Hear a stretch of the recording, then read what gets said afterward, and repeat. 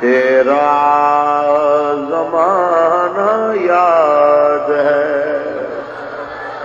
چھوڑ کے طیبہ تیرا کربل میں جانا یاد ہے۔ اے حسین ابن علی تیرا زمانہ یاد ہے، چھوڑ کے طیبہ تیرا کربل میں جانا۔ حضرت اصغر کا وہ تیر کھانا گود میں، حضرت اصغر کا وہ تیر کھانا گود میں، اور نہر پر عباس کا بازو کٹانا یاد ہے۔ اے حسین ابن علی تیرا، ایسا نہیں کوئی کہے میں نے حسین کا ذکر سنا نہیں، سب نے سنا، بار بار سنا، اتنی خاموشی زیب نہیں دیتی، ہاتھ کھڑا کر کے پڑھی ہے۔ اے حسین ابن علی تیرا، ساتھ والے بندے کا ہاتھ پکڑ کے اس کا ہاتھ بلند کر کے کہے کہ جناب اعلیٰ اگر تو تھکا ہوا ہے میں تیرے ہاتھ کا سہارا بنا کے تمہیں یاد دلاتا ہوں، ہم بھولنے والے نہیں، ہم کہنے والے ہیں۔ اے حسین ابن علی تیرا زمان چھوڑ کے طیبہ تیرا کربل میں، قرآن سے نسبت تیری اور نعت کے قرآن، قرآن سے ہے نسبت تیری اور نعت کے قرآن، تو انہوں کے نظار پر تیرا قرآن سنانا ہے۔ حسین ابن علی تیرا زمان۔ اللہ تبارک و تعالی جل وعلا کی حمد و ثنا کے بعد آقا نامدار شفیع روز شمار حضور احمد مصطفیٰ محمد مصطفیٰ صلی اللہ علیہ وسلم کی ذات طیبہ پہ لامحدود درود السلام کے نذرانے پیش کرنے کے بعد فخر اہل سنت قوت تحریک لبیک یا رسول اللہ عزت مآب جناب انجینئر محمد حفیظ اللہ علوی صاحب دامت برکاتہم العالیہ، صدر محفل حضرت علامہ مولانا محمد امجد حسین رضوی صاحب دامت برکاتہم العالیہ، سرپرست محفل حضرت علامہ مولانا عابد محمود چشتی صاحب دامت برکاتہم العالیہ، اور آج کی اس بابرکت محفل میں نبی علیہ السلام کے جتنے بھی غلام تشریف لے کے آئے، علماء میں سے، عوام الناس میں سے، علامہ صفدر حسین صاحب، علامہ غلام مصطفیٰ اعظم صاحب، اور آج کی اس محفل کے بانی، عمر چھوٹی ہے، کام بڑا کیا ہے کہ حضور کے غلاموں کے اس اجتماع کو امام عالی مقام کے ذکر کے لیے اکٹھا کیا ہے۔ میری مراد برادرم جناب عبد الرحمان صاحب اور ان کے رفقا جن کی کوشش کاوش سے آج یہاں پہ ہم بیٹھے ہیں۔ میں پچھلی بار آیا تھا، میرے خیال میں مسجد کا کام کروایا ہے کچھ۔ ہاں جی ماشاءاللہ، اللہ پاک برکت دے جی۔ تو مجھ سے قبل مولانا شعیب الحسن قادری صاحب نے آپ کو خطاب سنایا ہوگا۔ میں ان کو لے کے اسی لیے آیا تھا کہ آج میری طبیعت ناساز تھی۔ میں نے کہا یار ہو سکے میں بیان کرنے کی پوزیشن میں نہ ہوں تو لوگوں کو یہ گلا نہ رہے کہ جی مولوی صاحب شاید کہیں اور چلا گیا ہوگا، تو خود نہیں آیا، کہیں سے 1 لاکھ 1.5 لاکھ کسی نے دے دیا ہوگا تو ادھر چلا گیا ہوگا ہمارا جلسہ چھوڑ کے۔ تو میں نے کہا میں یہ بھی بتاؤں کہ میں بھی آیا ہوں، لیکن صحت بیماری یہ جس طرح آپ لوگوں کے ساتھ اچانک ہو سکتی ہے، مولوی بھی آپ ہی کی طرح کے انسان ہوتے ہیں، یہ بالکل خلائی مخلوق نہیں ہوتے، نہ ہی یہ اسپیس سے آتے ہیں، یہ ادھر ہی آپ میں ہی ہوتے ہیں، ادھر سے جناب پروان چڑھتے ہیں۔ چند باتیں ہیں گوش گزار کرنی ہے آپ کے،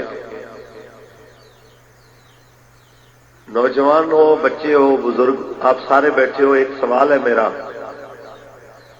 کہ ذکر حسین آپ ہر سال سنتے ہیں، شہادت امام علی مقام ہر سال سنتے ہیں، اتنا بتائیے کہ کانوں کے چسکے کے لیے رسم سمجھ کے سنتے ہو یا زندگی بنانے کے لیے مشن سمجھ کے سنتے ہو؟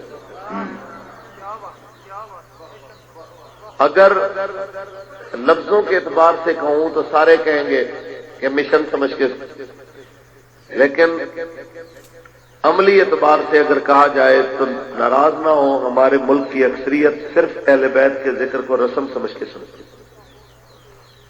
اگر ان لوگوں نے مشن سمجھا ہوتا تو آج ایوانوں میں یزیدیت پروان نہ چڑھ رہی ہوتی۔ آج حسین کے نانا کے دین کے دشمن، حسین پاک کے نانا کی ختم نبوت کے منکر بڑے بڑے عہدوں پہ نہ بیٹھے ہوتے اگر ہماری قوم مشن سمجھ کے کربلا سنتی۔ مشن حسین کیا ہے؟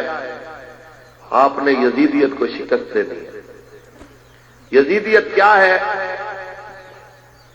کہ دین اسلام کے مد مقابل ایک ایسا نظام جس میں اللہ کی حدود کو توڑا جائے، حلال کو حرام اور حرام کو حلال کہا جائے۔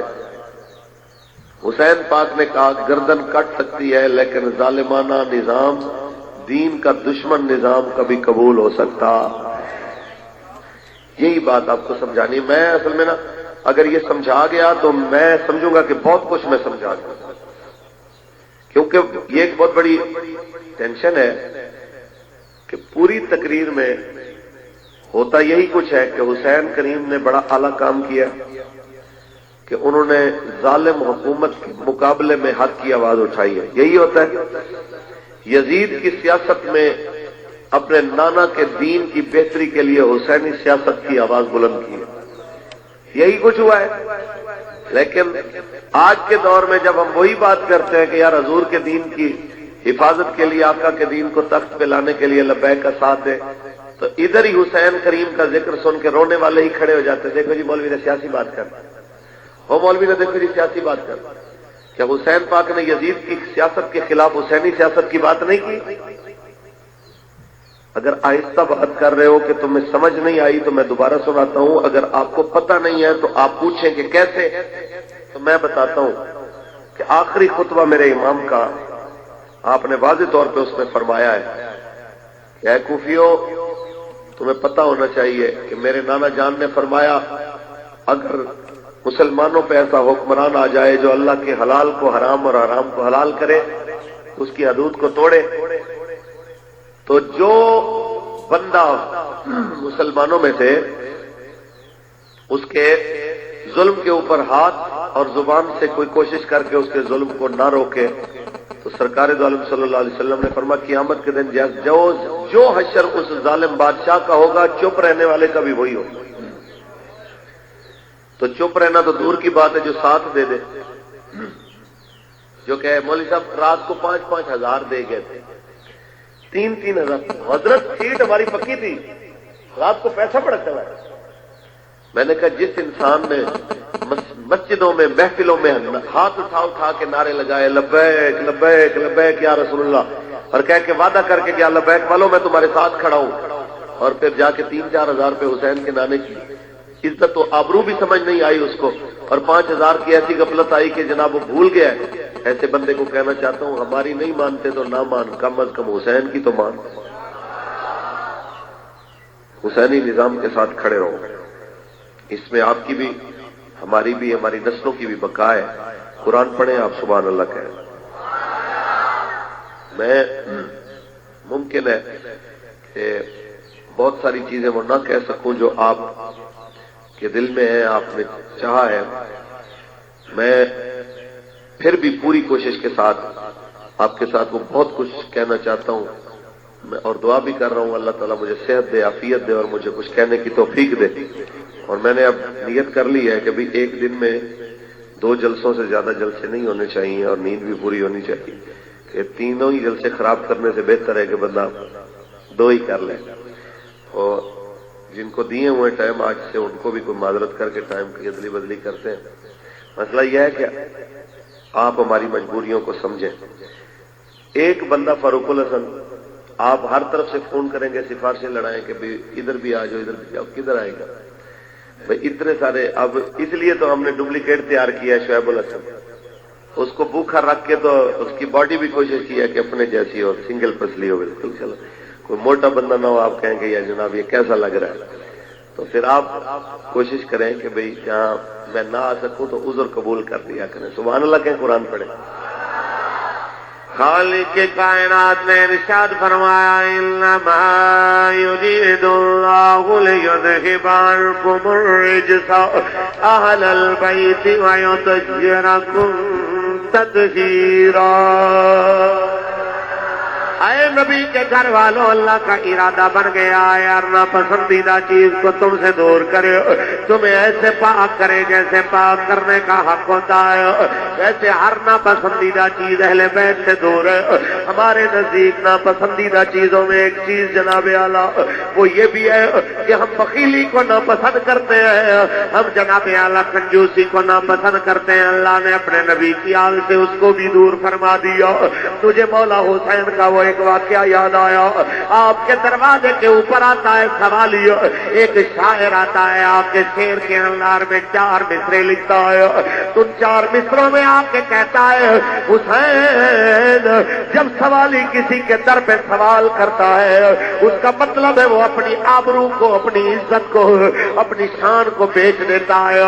اس کے سامنے جس کے آگے ہاتھ پھیلاتا ہے آج میں اپنی شان کو، عزت آبرو کو تیرے دروازے پہ بیچ کے تجھ سے مانگنے آیا ہوں، میرے بچے بھوکے ہیں مجھے کچھ دے دو. جس وقت یہ سوال کر کے لکھ کے جناب اندر بھیجا، میرے امام علی مقام نے فرمایا تیاری شروع کرو، جو کچھ گھر میں ہے سارا جمع کرو، سوالی آیا ہے. ابھی سارے اپنے اپنے حصے کا جو کچھ بھی تھا سب کچھ جمع کر رہے ہیں.